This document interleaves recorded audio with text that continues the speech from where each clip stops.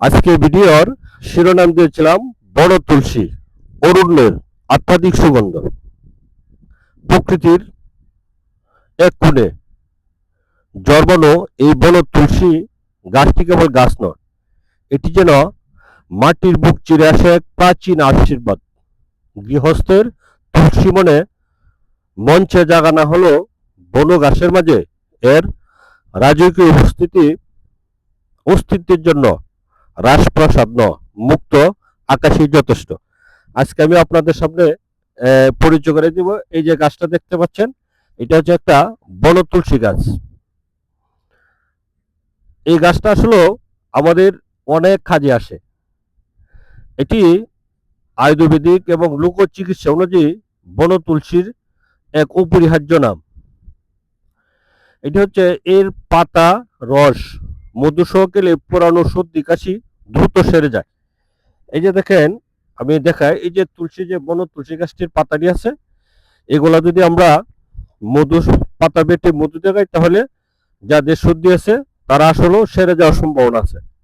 আরেকটা হচ্ছে, এই যে বন তুলসী গাছে যে দেখতে পাচ্ছেন, এটা হচ্ছে পেটের গ্যাস বা বদ হজমে এই বন তুলসীর ছা অত্যন্ত উপযোগী। আরেকটা কাজ করে, যেটা হচ্ছে চর্মরোগ দাউদ নিরাময়ে এর প্রলেপ জাদুর মতো কাজ করে। এই যে দেখতে পাচ্ছেন এই তুলসী গাছটি, আসলে আমরা যে জায়গাটা এখন অবস্থান করতেছি, এটা আসলে মাটি ভরা একটা কোণার মাঝে এই বন তুলসী গাছটির এমনিতে চার জন্ম হয়েছে। তবে দার্শনিকরা মনে করে বনু হওয়া মানেই সে আসলে তুচ্ছ নয়। বন তুলসী আমাদের শেখায় স্বনির্ভরতা। কেউ একে জল দেয় না, কেউ এর যত্ন নেয় না, তবু তার সুগন্ধ বিলিয়ে দিতে সে কৃপণতা করে না। এটা আসলে এই যে গাছটা আছে, এটার যত্ন নেওয়ার মতো কেউ নাই, কারণ সে এমন এক জায়গায় জন্মেছে যেখানে যত্ন নেওয়ার মতো বা দেখার মতো কেউ নেই। সুগন্ধি ফুল হলে বাগান বা টবের প্রয়োজন নেই। আত্মশক্তি থাকলে পাথরের বুকেও সুবাস ছড়ায়। বন তুলসী আমাদের আত্মমর্যাদার এবং ধৈর্যের শিক্ষা দেয়।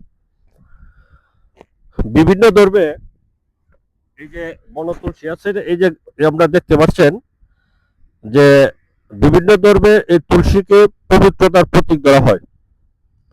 যদিও বন তুলসী মন্দিরে ব্যবহার কম হয়, তবে আধ্যাত্মিক সাধনায় এর গুরুত্ব পরিসীম। এই সনাতন ধর্মে মনে করা হয় বন তুলসী গ্রানের চারপাশ স্তব্ধ হয়। আরেকটা হচ্ছে যে মনকে একাত্ম করতে সাহায্য করে এই যে তুলসী গাছটা।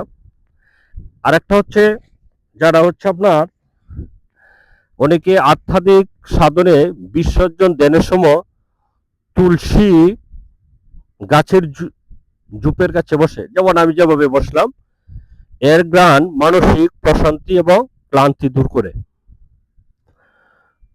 এটি প্রমাণ করে যে সৃষ্টির প্রতিটি সৃষ্টি, তার বনু হোক গৃহস্থালী হোক, সবার মাঝে কোনো না কোনো কল্যাণে নিহিত থাকে।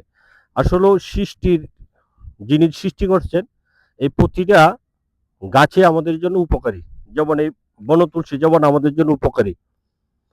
আমরা আসলে শহরের কোলাহলে আমরা ভুলে গেছি পায়ের তলা থাকা এই মূল্যবান সম্পদগুলোকে।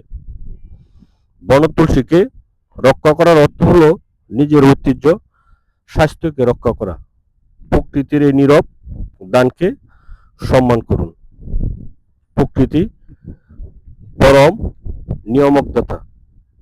ঔষধের প্রয়োজনে ব্যবহারের আগে অভিজ্ঞ কবিরাজ বা চিকিৎসকের পরামর্শ নেবেন। এই যে আমরা যে বন তুলসী গাছটা আপনাদের দেখাচ্ছি, আসলে এটা যদি কারো ব্যবহারে কোনো প্রয়োজন মনে হয়, তাহলে অবশ্যই কোনো কবিরাজ এবং ভালো চিকিৎসকের পরামর্শ নিয়ে এটি ব্যবহার করবেন। সে পর্যন্ত ভালো থাকবেন, সুস্থ থাকবেন। আল্লাহ হাফেজ।